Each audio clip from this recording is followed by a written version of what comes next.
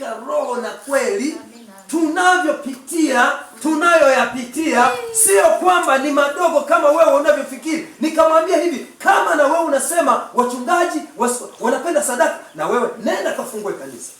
Hapo ndipo utakapoona kwamba je, kumbe wachungaji wamekaa tu kwa ajili ya sadaka. Bwana Yesu asifiwe. Amen. Mnamwona kijana wangu huyu au tu familia yangu mimi,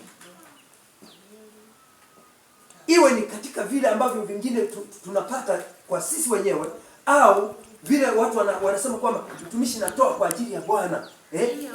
Hivi nafikiri mimi nashindwa kununua suti ya 120,000 au 150,000 hela kwamba sipati.